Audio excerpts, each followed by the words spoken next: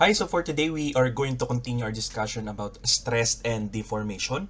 And for today's video, we are going to solve two problems regarding the stress and deformation. So this is still a part of our strength of materials playlist. I hope you do watch all of this, and I hope you make sure you subscribe after watching this video. So let's get started. So for the problem number 2, we have determined the maximum weight that can be used where the maximum allowable stress in the cable is 10 megapascals. So we have a free body diagram in here where it shows we have the weight and points A, B, C here, and we are going to solve the maximum allowable stress, okay, in the cable, or determine the maximum weight or the maximum mass allowed. I think this is mass, not weight. Let me just change this. This is maximum mass. Okay, so determine the maximum mass that we can put into this cable so that it would not break. Okay, so the very first thing that we're going to do here is to analyze, of course, draw the free body diagram again, once and again. And we know that stress equals force all over area. We have discussed that a while ago. So we're going to get the maximum allowable mass. So the very first thing we're going to do is to set up a much detailed free body diagram. Okay, obviously we need to get, okay, the forces AB, the weight here, okay, because we're going to get the weight so that we can get the mass. So we have 60 degrees in here, and this will be our force in AB. This is point A, this is point B, this is point C, so that we also have a value of the triangle here, 3 and 4 and 5. Okay, so the very first thing is to get the summation of forces along X and along Y. Okay, so summation of forces along X, it should be 0 because this is just a static. It's not moving. Okay, and assuming that there is a positive in the right direction, summation of forces along X should be 0 and summation of forces along Y should be 0 also, allowing positive upwards. Okay, if the direction of the force is upwards, then it's positive.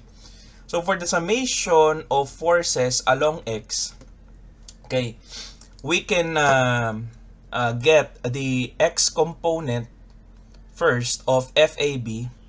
So we have FAB X, and then we have FAB Y. Take note, if we get the direction of FAB, it's going to the left, whereas FABY, it's going to upward.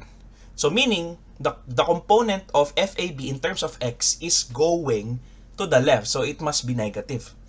So by this summation of forces, we have already learned this in physics, most probably in statics.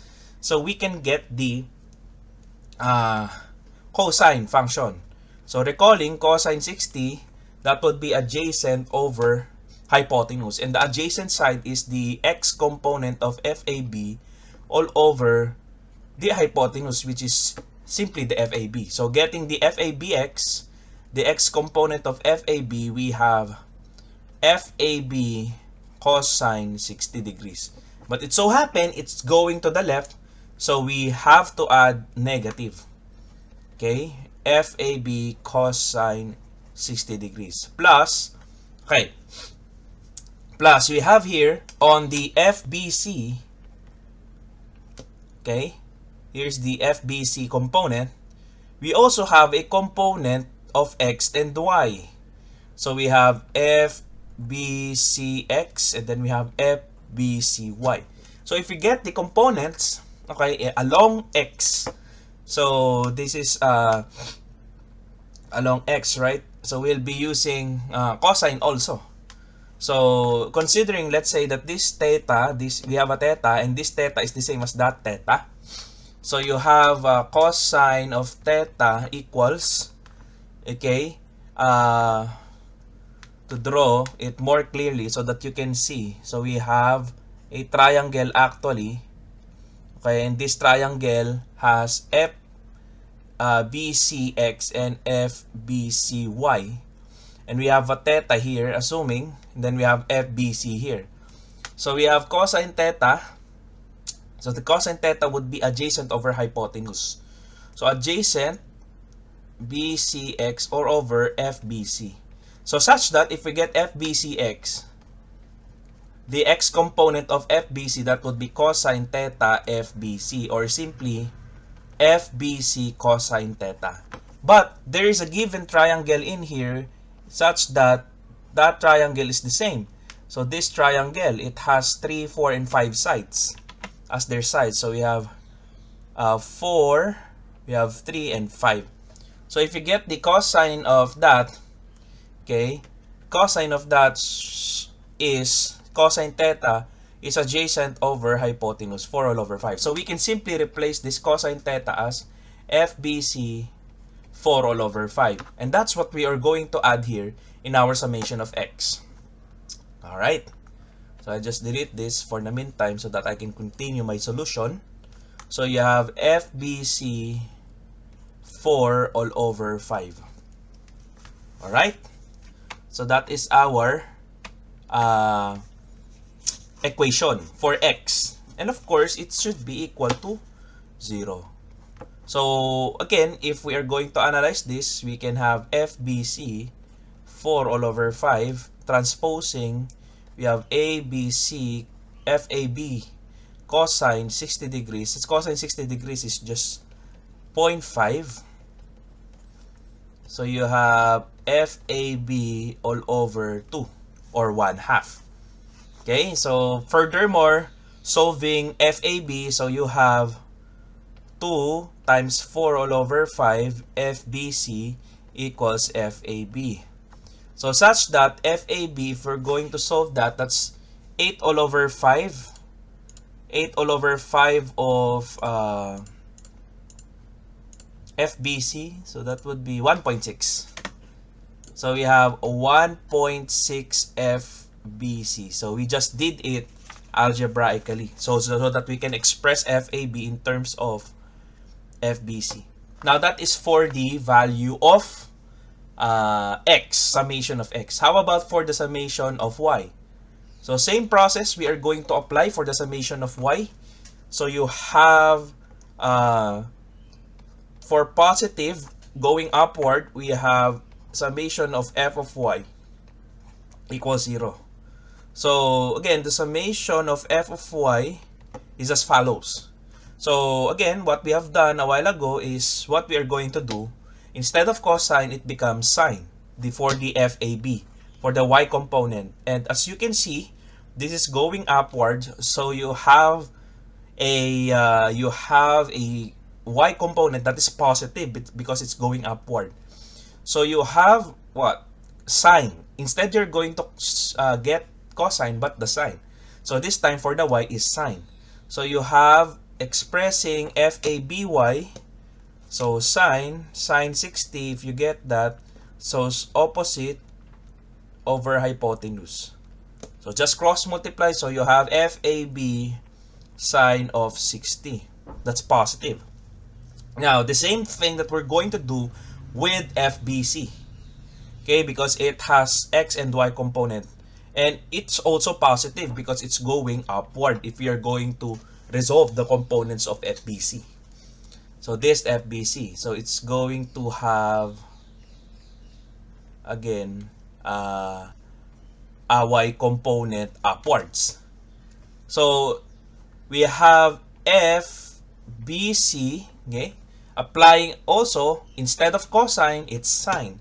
So if you get the sine of this theta triangle, so we have opposite over hypotenuse, which is 3 all over 5. So opposite over hypotenuse. So we have sine theta would be simply 3 all over 5. But also there is the weight in terms of y direction. So it's going downward, so it's minus w equals 0. So that's how we're going to use to write the f of y, the summation of f of y. And upon doing that, I can now freely substitute FAB. Okay, substitute this FAB by BC. So I can express this whole equation in terms of FBC.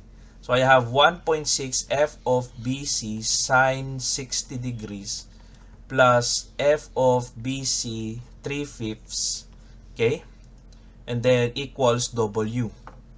I just simply numerically try to calculate this. 1.6 times sine 60. So you have 4 square root of 3 all over 5.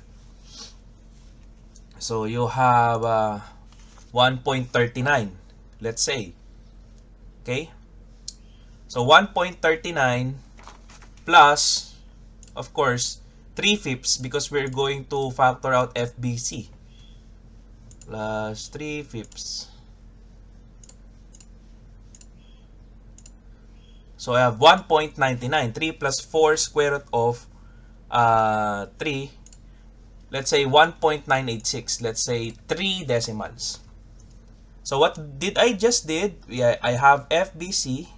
I factored it out. I have 1.6 sine 60 degrees plus 3 all over 5. So that I have to calculate this. And we have seen it that if we calculate this, we have a result of 1.986. So we have FBC 1.986 equals W. Okay, so furthermore, if we wish to get FBC, so you have W all over 1.986. It's just like 1.1986 times W. So if we do that, just algebra, 1 all over 1.986. So you have now 0.504 W. 0.504 W. So this is the FBC in terms of what? In terms of W. Also, we need to get FAB. Okay? If FBC is 0.504, I'm going to substitute it here. I have 1.6 times 0.504 W. So FAB would be what? I have 1.6 times 0.504. So in terms of W, that's 0.806. So 0.806 W. Okay? So now I have gotten, or I have solved the FBC and FAB in terms of W. Now, we are going to really determine, okay, the maximum allowable mass. Okay, but there is a given maximum allowable stress. So that's 10 megapascals. So the maximum stress is 10 megapascals. So I'm going to use the formula of force all over area for the stress. Okay? So that the force would be, I would be picking the maximum force here because we are talking about the maximum allowable force. So this 0.806 weight times the weight is much more greater than 0.5. Okay? So you can think of the weight as 1, let's say. So if you multiply it by 0.806, it's much higher compared to this. So I'm going to get the value of this because this is much more maximum. It's experiencing much more stress, and that's what we are going to pick. So we have 0.806 W all over area. And the area is what? Okay, we have the cable that is 10 millimeters. We have to convert that in diameter. We have to convert that into meters. And the D squared should be meters. So that is 0.01. So 1, 2, 3. So squared all over 4. Okay, that should be the value. Okay, so if we do that, if we just solve this in our calculator, okay, of course, we'll be having a W, okay, multiplied to it because we don't know the value of the W yet. So you have 0.806, and then we have pi 0.01 squared all over 4. We have 10262. 10262.3. So 10, okay, let's say 102, I'll be using blue. 10262.3 W. Okay? So this is the stress that is being experienced, okay, by the maximum the stress that is being experienced by these cables. But we need to know the weight. So in order for us to know the weight, this stress should be less than, okay, the maximum allowable stress for it not to break. So we assume, okay, that we have 10 megapascal. So this is less than 10 megapascal because that's the allowable. So that if we do that, okay, notice that if we do that, if I divide this, okay, this is the stress, okay, experienced by the cable. So if I allow this, okay, to actually divide, okay, that the weight should be less than 10 megapascals, okay, all over this 10262.3, okay, W. So let's just not include the unit. So what I just did, I just divide, okay, this value into the maximum allowable stress so that we can determine the weight. Okay? So if we divide that, let's say we have 10 megapascals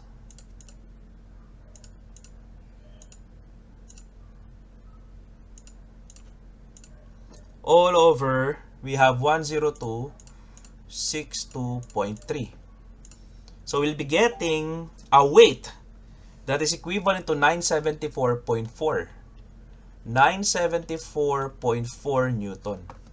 And in order to get, okay, this weight is less than, should be less than, okay, this 10 or this stress should be less than 10 megapascal. So the weight formula is mg. So if I'm going to use that, we'll be having mass all over equals W all over G. So 974.4 divided by 9.81, that will be the maximum allowable mass that we can put, okay, in the cable so that it would not break. So that must be 99.33 or 0.3 kilograms. So this must be our final answer for this problem. So 99.3 kilograms. Okay?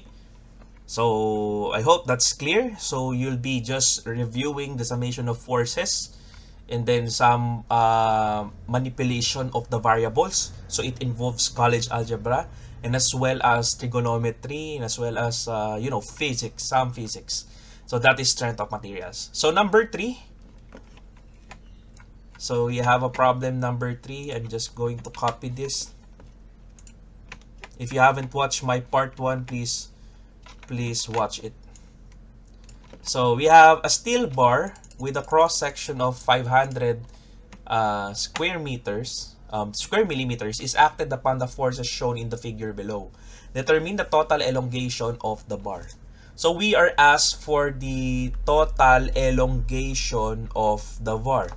And the total elongation, as we can see, is the total elongation or the deformation in points AB plus the total elongation in BC plus the total elongation in CD. Okay? So first is we have to analyze the forces, okay, on A and B, B and C, and C and D so that we can apply the formula PL all over AE for each of the sections. So the only problem is we don't know exactly the force. Although there is a force given in the figure, but we have to analyze it. So for letter A, for AB, we have 50 kilonewtons here. Okay. Let me just draw this. Okay. We have 50 kilonewtons here. So that if we have 50 kilonewtons here, the steel is in equilibrium. It's not moving, of course.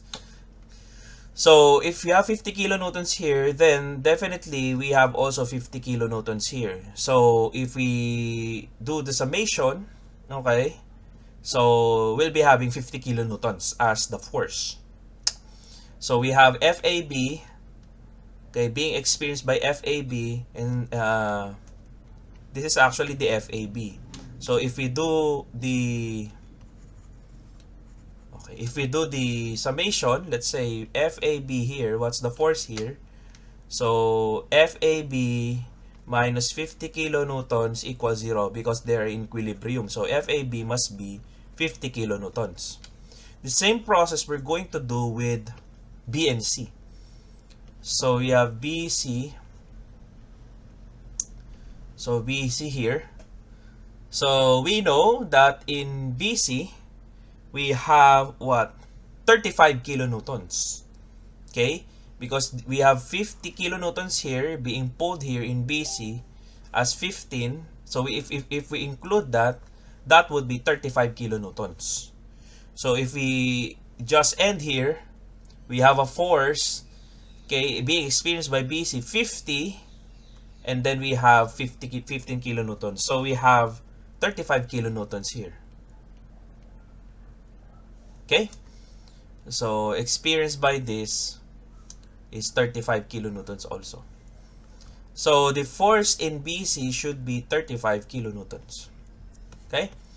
So in CD, in letter C, okay, for the CD, we have C and D. Of course, it's very evident we have a 45 kilonewtons here. So the force experienced by CD should be FCD plus 45 kilonewtons equals 0. So you have FCD of 45 kilonewtons. So now we are ready to solve for the deformation for each. Okay? So first, what are we going to do? The deformation. So the elongation, we have PAB, LAB, all over AAB, the area, and then the E. Okay?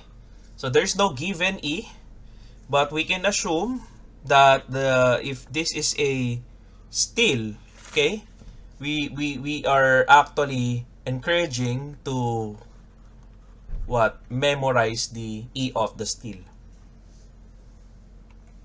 Alright, so that's the E of the steel.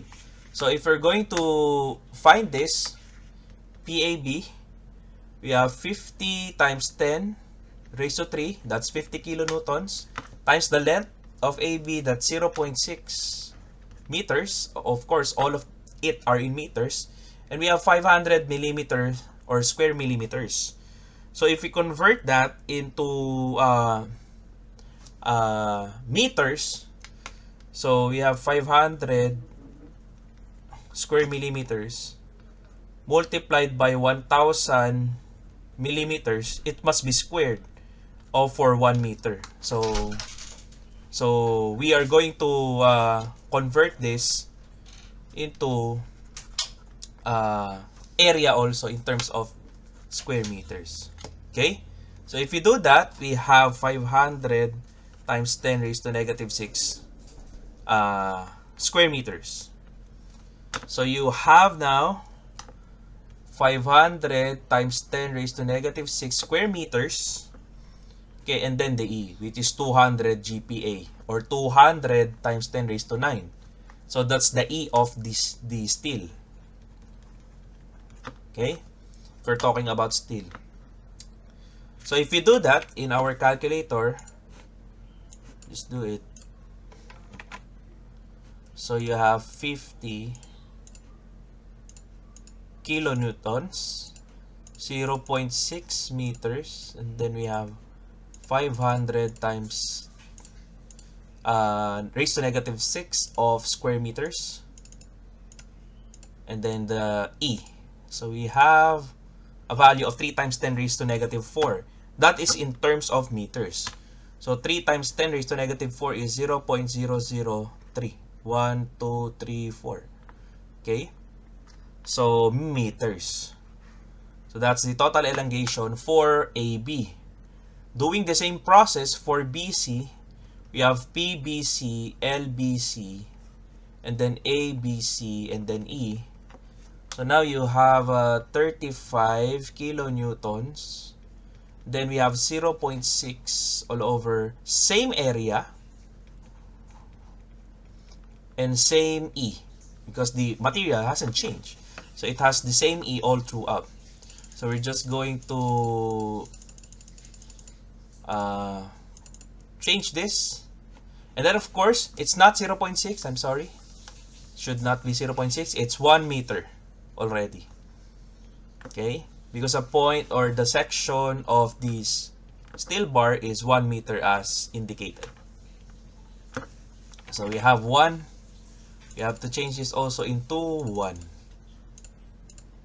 So, and then it's 3.5 times 10 raised to negative 4. 0.00035 meters. So 1, 2, 3, 4. So this would be the answer for this.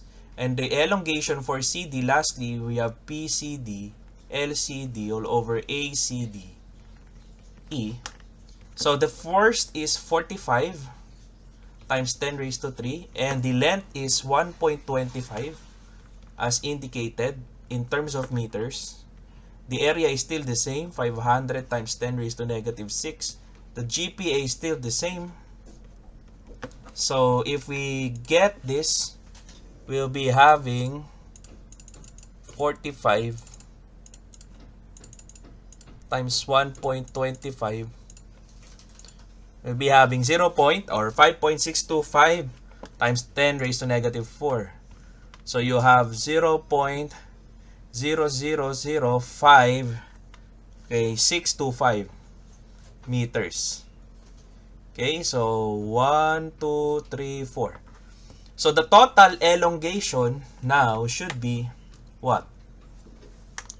So the total elongation, if we solve this, should be 0.0003 meters plus 0.00035 meters plus 0.0005625 meters. So the total elongation would be 0.00121 meters or 1.21 millimeters. Okay, whether in terms of meters or in terms of millimeters, you can get that by simply doing this conversion. Okay, so and that's it. I hope you learned something for today's video, and see you on the next video. Thank you.